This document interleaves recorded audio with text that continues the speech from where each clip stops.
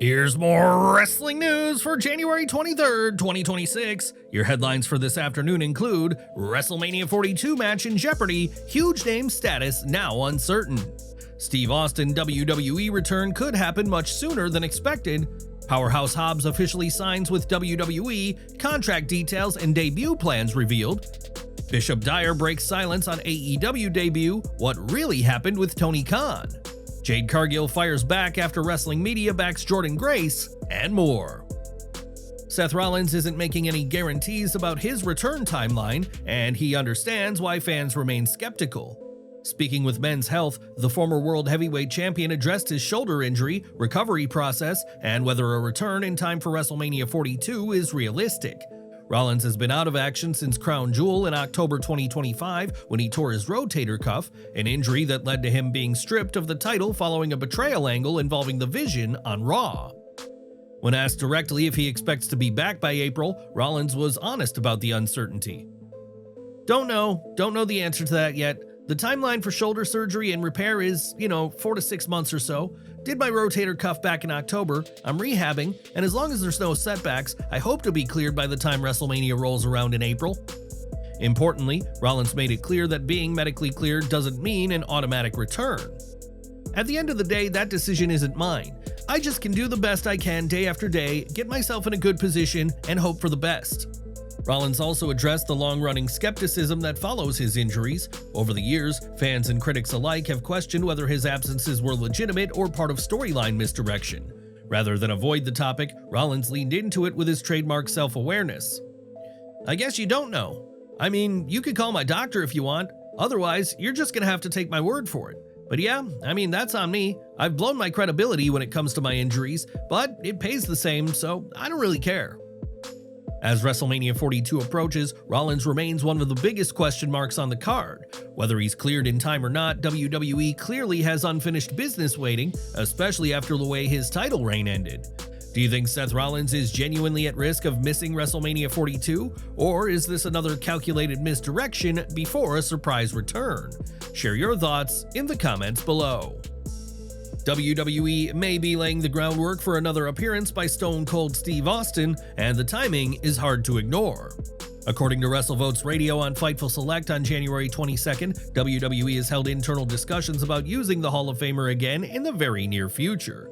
While the exact nature of the appearance hasn't been specified, the report comes just days before the Royal Rumble, with the road to WrestleMania officially underway. Austin has strong ties to Nevada, owning a ranch in the state, and made a brief but memorable appearance at WrestleMania 41 in Las Vegas last year when he announced the Night 2 attendance figure. He did not wrestle, later explaining that he was still recovering from a total knee replacement surgery he underwent in December 2024. Speaking with Ariel Helwani on the MMA Hour in April 2025, Austin acknowledged his limitations at the time. "I'm feeling really good. I imagine I'm about 30 to 35% of full capacity, so I did what I could." More recently, during a January 6, 2026 appearance on Insight with Chris Van Vliet, Austin addressed the idea of wrestling again, making it clear that while it's physically possible, it isn't something he's actively chasing. "Could I still do it? Yes. And I'm not advocating for anything here. I'm not selling a match. Chris, you asked me, could I? Yes. Would I? Probably not. I'll say that, but never say never." Austin also spoke candidly about the long-term wear and tear his body endured before surgery, particularly the impact of chronic arthritis. "God dang, I was limping around so bad, and I didn't even know it. I always wondered what arthritis felt like. Man, I found out firsthand. It's chronic. It'll change your personality." WrestleVotes did not indicate whether WWE's discussions involve an in-ring return, a promo segment, or a special role such as a guest referee. Since his surprise match against Kevin Owens at WrestleMania 38 in 2022, Austin has remained selective with his appearances, only engaging when the circumstances feel right.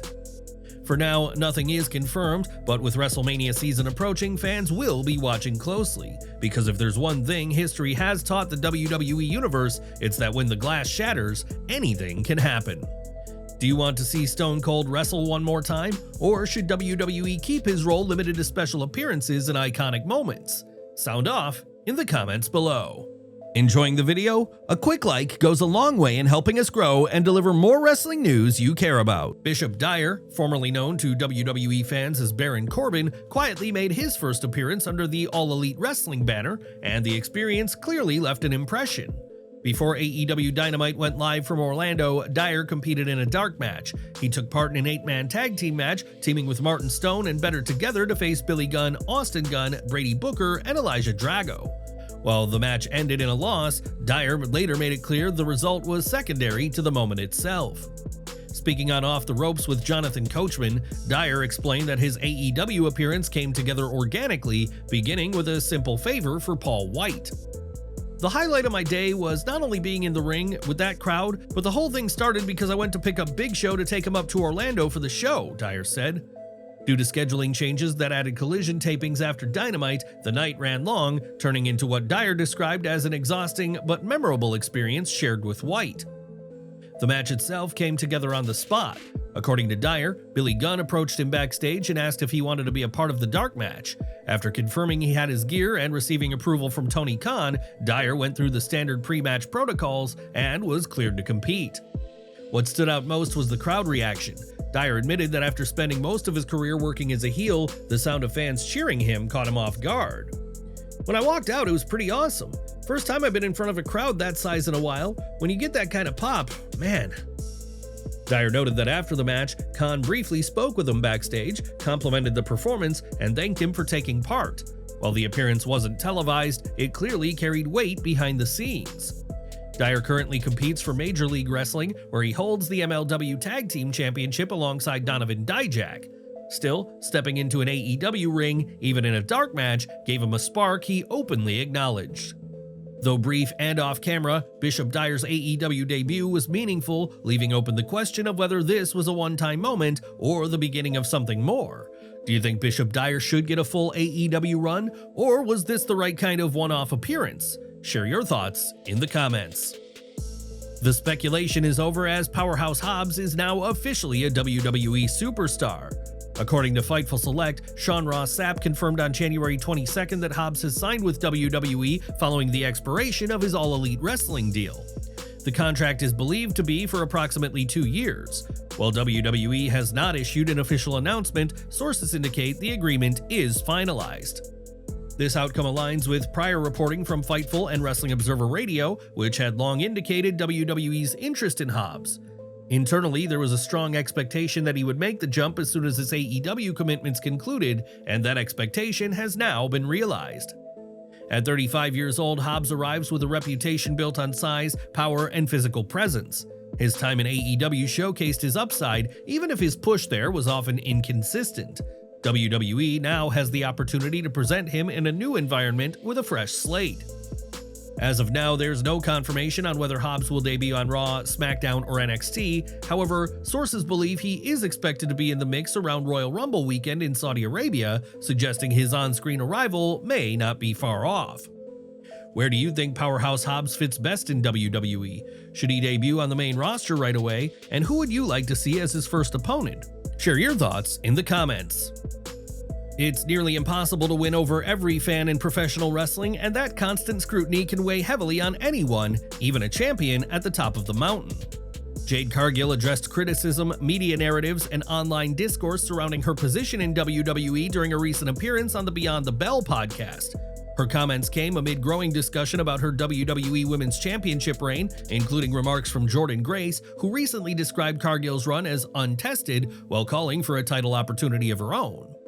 Cargill didn't shy away from the topic. She pushed back on the idea that perception would ever change, regardless of the outcome, while also pointing to how media relationships can shape coverage. I think she's done things like she knows whomever, knows all these reporters and stuff like that, and of course, they're gonna have her back. But when I beat her, what are they gonna say? Because they're gonna complain regardless. What are they gonna say? Oh, Jade beat somebody who just came from NXT. Oh, Jade beat. Because regardless of what I do, they're gonna complain. They're gonna find a way. They always gonna find a way. They couldn't wait to say something. Later in the conversation, Cargill noted that criticism often has less to do with performance and more to do with perception, especially when it comes from a woman who openly carries herself with authority.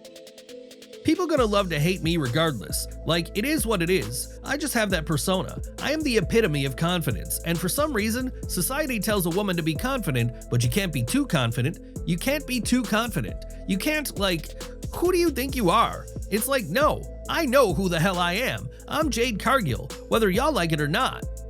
Cargill closed by addressing why she continues to push forward despite the noise, emphasizing her commitment to wrestling is a choice, not an obligation. They hate me because I could walk away, but I love what I do and I'm gonna stay here and I'm gonna put my hard work and time and effort into this instead of going home to my beautiful family and living a soft life. With no shortage of challengers lining up, Cargill remains focused on what's next rather than who's talking. How long her reign lasts remains to be seen, but her mindset is clear. She plans to keep pushing as long and as hard as she can. For Jordynne Grace, the conversation carries its own weight. A win over Jade Cargill would be a defining moment and a massive statement. Whether she gets that opportunity and whether she can capitalize on it may determine how this debate ultimately ends. Do you think criticism of Jade Cargill is fair, or is her confidence being judged more harshly than her in-ring results? Sound off in the comments below. For all of our subscribers, don't miss the 9 a.m. Eastern video we dropped earlier today. Smash that bell icon and select all notifications so you're always in the loop.